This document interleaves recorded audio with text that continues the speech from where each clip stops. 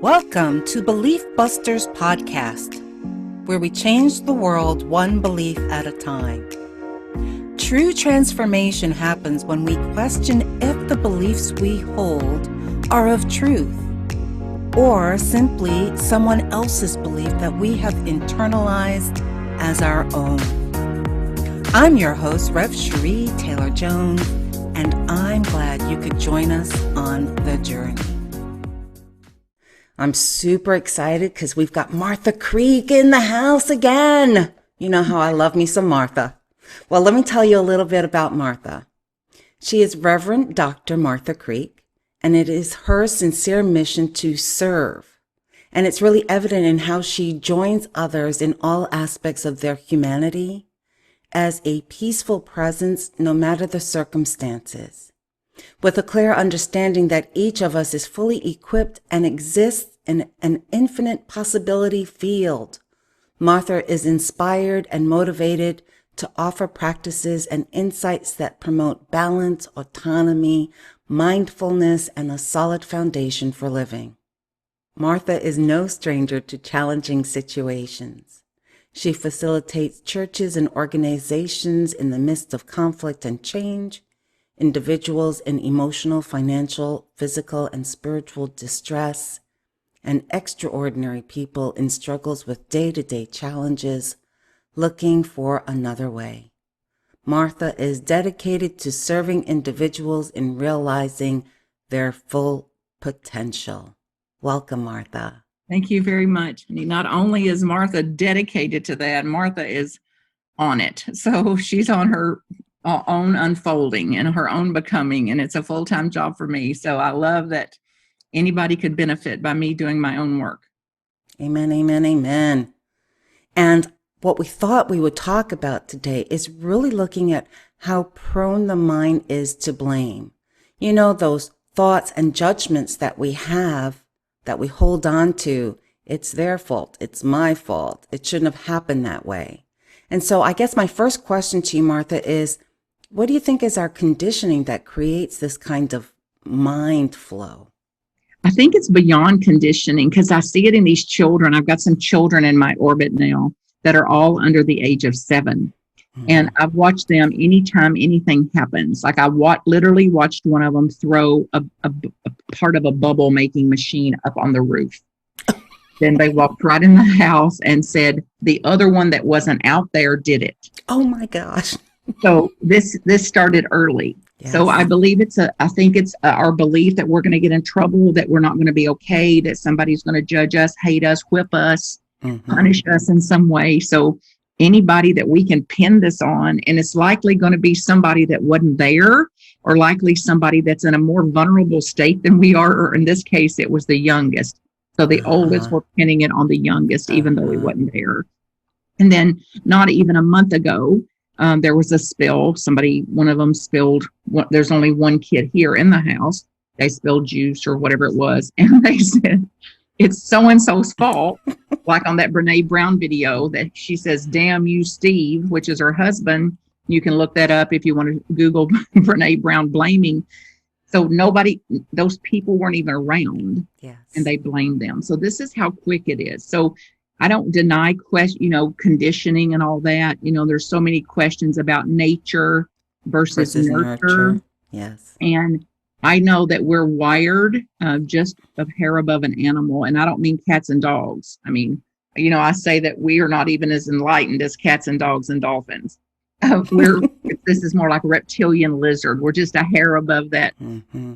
Gotta blame, gotta fight, gotta pin it somewhere, gotta be afraid, gotta panic, gotta shut down, gotta get out of here, whatever it is. And blaming is the step just above that says I can stay as long as I pin this on somebody and make this somebody else's fault.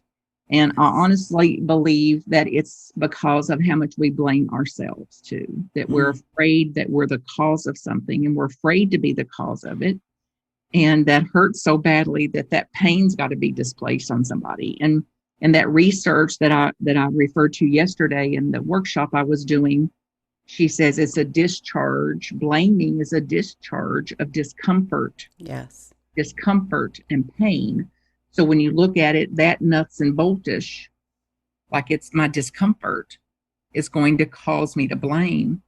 Then conditioning, certainly, if I see it, and then we add things like, well, she blamed me, so now I got to blame her, or I'm keeping it for, so the next time around, I'm going to pin it on her. So it starts with that kind of discomfort, the natural discomfort we have when we panic about something or don't get our way. Even like its own flavors of tantruming. Yeah.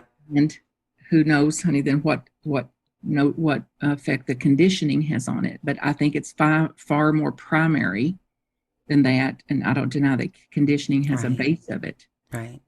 So we're talking about layers, it sounds like, of just the human experience. Part of how we are programmed as Homo sapiens has an aspect of that. And then combined with our family systems and society and everything else gets really compounded. And now the question really is, once we become somewhat aware that we are in that judgment zone, what steps would you suggest to help people facilitate shifting from that? Well, anything that you can. I've been at this a long time. I really work it. And then things include practically that I do is to try to bring a little humor to it. And there's a scene in my family where my mother lived and dad lived in a small 4-room house. So we left the kitchen, we go to the living room to sit there. And my mom was still in the living room, and there was hummingbird water in a pan cooling to go in the hummingbird feeders. Okay. And she yelled out from in there, "Who emptied the water?" And I said, "Shirley did it," who's my sister-in-law. And her eyeballs got as big as plates. And she said, I didn't empty it. And I said, well, we take turns around here. So you've been blamed this week, so you take a turn, okay? You just take your turn. This is all a turntable here. So I've done everything to try to bring a little levity to it, a little humor to it. I've also just named it. Like I'm really regretful of how I said that. I just caught myself blaming you. And you're not responsible for my response. You're not responsible for the way this made me feel or how that fell on me. So I just caught that I was holding you responsible for that. I don't want to do that. I just noticed that I just had some surgery, skin surgery, and I'd called in advance to get them to send the records. And my intuition had me to call them twice. It's like it wouldn't leave me. Yeah. They assured me they had sent it and confirmed the number and the office and everything had been sent to. Then I called the office that was supposed to have received it twice. Yes. To confirm that it was there. Then when I got up there that day to have the surgery, an hour and a half to drive up there, they didn't have the records. Yikes. And then the instinct to go like, after all I've done and be crossing my T's and dotting my I's and blah, blah, blah, blah, blah. And it's like human beings doing what human beings have done.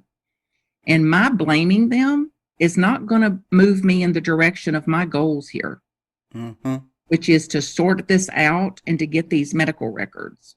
So the more time I spend blaming them and shaming them and guilting them of their incompetency and how their systems are off and whatever else, then I'm not using that energy to say, how could we quickly get those records over here? Right. Can you fax them? Can they be emailed to what address? And then when I don't blame and I can circuit break that, I can go right in the direction of what was solved this. Yes. So then with practice, things still happen. Of course, things still happen. It's going to happen all the way through our life. The difference is the pain is quicker to transition. The discomfort of that, the uncomfortability of that still comes, but it transitions. The pain of that, the transitions are quicker. And maybe more importantly than that, unless you're into pain, is that things are resolvable. Yes. They're resolve it. Yes. So instead of then getting all, stuck in that and spinning around in that, it's like, what can I do from here? I've also done many, many deep inner process work to look back at what the judgments and the sorrows and the regrets and the hates and all that I had against people in the world, my family, my parents, siblings, anybody else in the world, and done all matters of forgiveness and all matters of relating to them and what I could learn from observing their life and what they had been through to get understanding about why they would have done the things they did. Yes. So then instead of blaming, I'm more apt to understand, which doesn't mean I wouldn't take action. It doesn't mean I wouldn't put somebody in jail. It doesn't mean I wouldn't file a charge against somebody if something was critical or really problematic or something, but I can do it with less angst. Yeah. So the action the conscious action may be the same, but it's certainly going to be with less blaming and displacing, and that means a lot less drama, a lot less exaggerating. And honestly, and particularly for those of us that claim we want peace and harmony in the world, it's like if we continue to do this, we're putting the exact opposite in the world. So then if something happened today and I don't circuit break it and let it end right there, if I don't get a period in there, they didn't send the medical records, period. Yes. Then I'm putting in the world more violence, more hate, more disgust, more irritation, more frustration. And if quantum theory is accurate, then I've just created that in the world. Yeah. I've just caused that in the world. And it's the last thing in the world I want to cause in the world. Right. So it means if I've either got to grow up out of some of that and repattern myself to say, I got to get a period in there. If they didn't send the records, period. Yeah. Then there's no pain in that much. Then it's like, what would resolve this? Yes. What would be sane, sensible action here? And then to go in that direction, or to absolutely stay in the blaming, and then the allure, not only to blame them, but to talk about that all afternoon. Can you believe what happened after all I did and after all my calls? And look at what I did and look what I had to do. And then that day's over. Then somebody says, hey, Martha had that surgery. Go, well, you'll never believe it. So then off I go again. And then and the mind doesn't know the difference of that happened once or 20 times. The more I tell it, the body is responding to me telling it. Yes. So the cortisol, those chemicals, those things that are coursing through our system are coursing through with me telling the story, even though it's as over as it's ever going to be. So I'm keeping my stress alive, so to speak. Correct. I really like what you're talking about, that this is an ongoing process. It's not like you figure it out one time and it's complete and you hit enlightenment like so many of us tend to think. It's an ongoing, everyday being conscious and making those decisions and making those choices.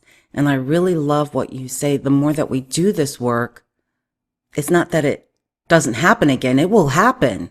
But now we've got a fast track to resolution, a fast track of moving from that pain into, all right, so how can we make this a win-win situation? Absolutely. And I read that yesterday from Dr. David Hawkins, who I study and continue to study years later, decades later, and bring forward once a month. Anybody can find that on the website. And that's basically his quote about it, that this process that you're describing, honey, that we call spirituality or enlightenment. And maybe that's our next show if we do one together again, honey, like there's such a thing as enlightenment, like it's a destination versus no, it's a direction to go in. Amen. So this process of spirituality where we're working through these obstacles it's going to be painful at times. Right. And then to build some resilience and grit for those times of painfulness, knowing that it's transitional, knowing it will actually pass based on direct experience, the deepest pain we ever had passed. Right. And then as the mistakes now reappear, they're resolvable. We're more likely to move toward resolution. What would resolve this? And with devotion and practice, we get to recontextualize this. Yeah. And to do so from a higher understanding. And if it's nothing, if it's no more higher than my blaming them is going to keep me bound in this pain, that could be a good enough reason. Yes, it could. Just that kind of higher understanding. I don't have to get into, oh, they did the best they can, and that was 7 generations down. It's like, go there if you can. But in the meantime, it's just like blaming hurts. Blaming keeps me bound in the stress. And then retelling it keeps it even globbed on. Mm-hmm. But then a lot of my vital life force has been spent in that instead of what it is. So this process can be shortened, Yes. can be less painful if and to the degree that we realize that these habitual responses, these instinctual habitual responses are in fact, not just theoretically, not personal. Mm-hmm. They're truly not personal. And they are all 100% part and parcel of the inheritance of being a human. Correct. So Yes. that's my key word for this month, which is humanize. Humanize the behavior, humanize the attitudes, humanize their actions, including my own. Mm-hmm. So what just happened out there? Human happened. What's going on in her attitude? Humanness. Right. What's going on in that grief? Humanness. Right. What's going on in that hate? Humanness. When I look at the pandemic, that we hope that we were finished with, but we're still kind of dealing with it, right? It's still prevalent, but it's almost like people have forgotten to be resilient a little bit. That there's some short fuses going on. Like there's microaggressions that's going on as well. Can you put some context to that for us? Yeah, stop it. Stop it, because then we got COVID and that to navigate. And I absolutely see it. I experience it. And frankly, I have it as my own inner experience. So I've had to dial up my own spiritual practices. Say more about that. The things that I used to do to regulate myself, to keep myself more centered and neutral, haven't worked this past year. Okay. So I could take a short meditation or use a mantra or deep breathing, very basic but very effective ways of dealing with this. Inquiry, cognitive behavioral therapy, belief busters. Yep. I have done these things for years, and the things that I've done that worked well, that generally kept me fairly functional, didn't have the same effect. I didn't have the same use of my brain. I could only read in short segments. I couldn't read a lot of material. I couldn't focus the same way I did. I used to work 12 or 16 hours a day with primarily ease, without a lot of exhaustion or anything. And that wasn't the case anymore. So the scientists say that the brain has been frazzled. The front part of the brain has been frazzled during this time, because we had all of that sorted out, and all of that, the apple cart got turned over. So we don't know where to go, when to go, if we can go, how do we go, mask, are they open, closed, is it eat in, is it take away? What am I going to do with these kids? They got to go to school, they can't go to school, I got to go to work, I can't go to work, I got to work here, I can't work here, because so everything that had been sorted out in ducks in a row all got thrown in a pile somewhere, and it required resorting. So we didn't have the stamina, the same resilience that some of us had. We didn't have it. We don't have the same bandwidth currently as we had when things were what they say normal. But what you're talking about is all those things that we did automatically, that we didn't have to use our brain to figure out, because we were just on automatic routine, which then allowed us to be able to work differently, right? And free us up so much. And then now nothing was automatic pilot anymore. And our brain had to keep figuring it out for every little thing. And not to mention, everybody is on every last nerve I have. Need some space here. It's like, well, there isn't any. Yes. We'll take a walk. And it's like, well, that lasted about 10 minutes. Now what am I going to do? It's something for anybody to be able to have some resilience right now. That's the good news of it, that the brain will heal. It's already healing. It's already reformulating itself, and you see it in people. You see it; they've got a little more spaciousness to them. I say they're less likely to eat their young. They're less likely to eat their offspring because we're just a hair above that reptilian. True that. Functioning now. And the thing that I got that seemed the most true this past week is this: not to fall under some kind of spell that we're at the end of a marathon. Mm-hmm. We have finished a marathon and we're weary from it, and feet are bleeding and the knees are hurting and whatever else. And we have just started another one. Yes. So here's your new number. Here's your new course.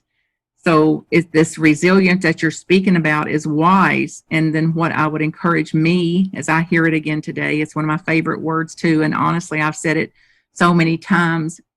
It's my, besides resourcefulness, I akin it to resourcefulness. It's my favorite part of us humans. Just how much we can bear and will, and brush ourselves off. Yes. And get back up and go back at it, do one more thing, make one more meal, cut one more blade of grass, like get a book written, get whatever can be done, just do what we can muster.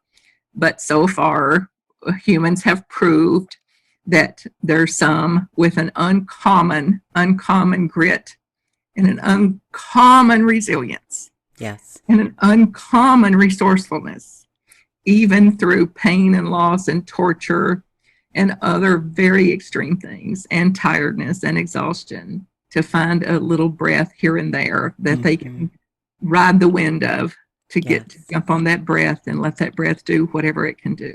Any practices that you would suggest to help us as we continue into this next marathon? Get a little more lighthearted and looking at how I blame and how quick it is. And simply say, okay, in this situation, I'm not going to blame anybody. So if I go out there to start my car and the tire's flat, I'm not going to blame anybody for it. I'm not going to blame myself, the people that put the tire on. I'm not going to blame the car maker. I'm not going to blame the nail in the tire. I'm going to say, tire flat. Now, what would resolve this? Yes. What would a sane, sensible person do here? I'm also going to interrupt the allure to talk about that. To commiserate, to stop commiserating, and to stop awfulizing. To stop awfulizing. So it's like, let me one up you. It's like, oh my God, I was sick for 4 days, had temperature 104. It's like, girl, 7 days for me, temperature 107. My husband wouldn't even bring soup to my bed. So it's like this one-upping misery, commiserating and awfulizing, to absolutely see it. And honestly, to catch the allure of it. What is that allure, Martha? Well, we get juiced out of it. It's an addictive process. That this allure is where we're getting high, so to speak. So getting to be miserable, to tell it, ain't it awful? Look how I've been oversighted, left out. There's juice from that. Chemicals, and it's the same chemicals, according to the scientists. It's the same chemicals that drug addicts get. Yes. Off taking those things that you get high off of. So we're getting high off misery. We're just the last to know. So then it's like, okay, I've got some sobering up to do here. And then what would be even better than that high? What would be better than that juice that I'm getting off this frustration and irritation and how annoyed I am? And the juice I get off of that, to say, there's even a better juice than that. And that's like watching all this, staying observant about this and more objective to it, and letting it burn off, instead of me jumping on the wagon and me then talking about it the rest of this day, the rest of this week, the rest of my life, and putting more of that through my own system and putting more of that into the field of humanity. Yes. And then stand up on Sunday and say, let peace begin with me. Yes. Yes. Okay. Yes. Okay, that's what I could practice. Correct. There's one. Let peace begin with me. And please don't mistake that as suppress feeling. No, or not at all. depress feeling or disown feeling. But it's like how to have the feelings, and the feelings not have me.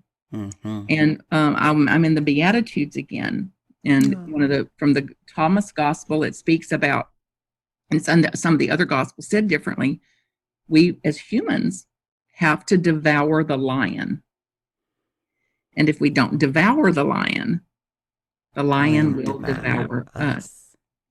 And a term that then is like domestication, like this aspect of ourself that is more reptilian, to bring some domestication to that. Just like, I'm not, no, like, don't do that. No. So less blaming, less fault finding, less nitpicking, less sensitivity, less reactivity, less irritation. And then the emotions come, the emotions are fine. And most of the emotion that we have, we don't have to do a thing about it. They'll actually rise and pass if we can give them a little room. Yes, thank you for that. I really appreciate the insight, and I think it's something that is so timely for us in our level of evolution as human beings, to really be able to look at what choices do we have, because we do have choices. Sometimes we get so caught up in that runaway train of thought, right, that we don't even realize that we have the choice to stop the train, get off at the platform, and then look at the train. Absolutely. And you're really onto something, because there's times that I had a choice but wasn't aware of it because of my instinct. Yes. There's times that I don't have a choice. Carl Jung wrote about this in his understanding of the mind, that he believed that we had a will, that we had will, that our willpower could trump this kind of underworld. And one of the experiments was to put a small snake in plexiglass. So the logical mind could see there's no risk here. Right. Snake cannot harm me. There's nothing threatening me here. And he'd put the snake up to the face. And then every time when the snake struck. Yes. So then we can be like attempting to will ourselves not to jump. We can see there's no threat, and we've still got that. Mm-hmm. So then there's times that we actually can choose that says, okay, in this situation here, I just caught myself blaming. And then the mind formulated how far goes back it goes. So I can blame everybody that's ever been in my experience. Or I can say, I'm stopping that. Mm-hmm. I'm not going to go into that. I'm not going to go down a blaming road, which keeps me bound in the discomfort, bound in the pain. And it also keeps me putting it out into the world. And I'm not going to do it. I've patterned my relationship with them. Carolyn Mays calls it woundology. Mm-hmm. That's how we're bound to one another. Like, tell me your woes from this week. Then I'll pretend to listen for a minute. Then I'll one up you. Right. On the woe, so I can out misery you. While I'm waiting for you to stop telling me how awful yours was, so I can tell you don't know what awful is yet. Right. Versus there's some of us that can say, I'm not going to awfulize that. And I'm not going to speak it again. I'm not even going to talk about it and tell it unless it's moving me toward my own goals, which is that I may reflect on it to see how was it I did that. Mm-hmm. And how did I move quickly to resolution? And that I wouldn't have been able to move toward resolution, resolvability, if I'd have went down that other path. Yes. Of ain't this just awful? And after all I've done to prevent this, and here I am. One of my friend's husband passed not just a few months ago. Mm-hmm. And each conversation is about what the doctors didn't do.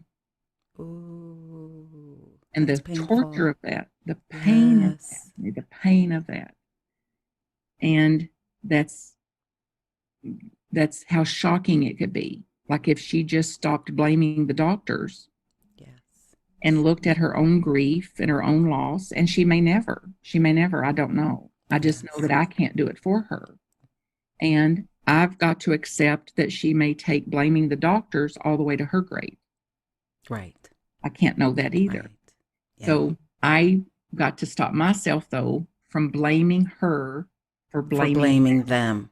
Amen. Yes. And judging her for judging them. Yes. Criticizing her for criticizing them, versus this is her humanness. This is how she's wired, and she may ride this all the way to her end of her life.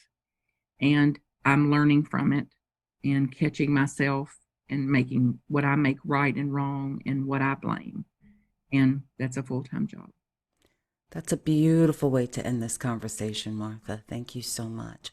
I also know that you've got a new endeavor that you're super, super excited about. So tell our listeners about it, if you would. Well, I am excited for several reasons. A book is out in my name called Woohoo! Martha's Pearls. Martha's Pearls. A spiritual approach for living. These photos I've taken, all of them, and it's full of photos, the ones on the front, and then through here, there's loads and loads of pictures. And they came out beautiful. The colors are vibrant. So I'm very tickled with how they printed. They're all shot from my cell phone. So it's a way to get that out in the world. It's also hopefully encouraging to do what means something to you that would make your tail wag. So one of my spiritual practices is to look for life and the proof of life, even when things are eroding and corroding and diminishing, and even with people dying and the loss of people and health and other things, to look for the proof of life. So most of the pictures I pick are proof of life for me and how life is unfolding itself. It's also a way to get them out in the world. They were all shot with just me out in the world. I'm not trained as a photographer or anything. And the photos themselves have gotten professional acclaim without my intent for it to do that. And the book itself is practical. It is newsletters that I've written over the years, and that somebody said, they're so good, Martha, put them in a book, put them in a book, put them in a book. And I said, you put them in a book. So she gathered up her favorite ones, made a Word document out of it, and I basically handed over to a master that got this formula formed and formulated and formatted and got it up to Kindle through Amazon and got it in the top 43 of the 100 downloads in a few days and other things like that. He did exactly what he said it would do, which would get it in the top 40, in the top 100, which it was already at 43 in just a few weeks. So what's most exciting about it is it moves me further and further into my own goals for my life, for my humanness, for my incarnation here, which is to serve those who serve and to get empowered teachings to the whole of the planet. So the book will reach places I cannot reach. It'll reach people I don't know, that would never be in my presence, that would not be in attendance. It's already up for some award in the UK, all because that I did what I was guided to do. Newsletters, to continue doing what I could to get empowered teachings to the whole of the planet. Now the book is in form, and now it'll reach people I couldn't reach. So that's what's most exciting about it. Beautiful. Congratulations. Thank you. Right on the website, marthacreek.com, as well as the classes, whatever the facilitations I do. There's classes that do not require registration, that you're welcome to participate in anytime, offered throughout the month, and the book's available there and how to get that too. And that's at marthacreek.com. That's right. All right. Martha, thank you so much for joining us today and really having an insightful conversation. We really appreciate it. Thank you for doing this, your work, and it's an absolute privilege to serve with you and to love you and to grow in that love and appreciation for you. So knock those beliefs out one at a time, and we'll take down a whole clump of them here and there. For the Belief Buster Posse, we just are so excited to come to you and really give you some options that can support you in living the life that you deserve. If you are enjoying these conversations about assessing your belief systems and how to transform outdated beliefs, then please subscribe and give us a positive review. To support this podcast and its transformative work, you can also become a sponsor for as little as $5 a month. You can reach Rev Sheree at info@beliefbusterspodcast.org. To continue on this journey of evolution, you can also get my book, Turning Your Why into Why Not, at Amazon or any other bookstores, which gives you practical tools to do this work. See you next time on the flip side. marthacreek.com if I can support you. Blessings.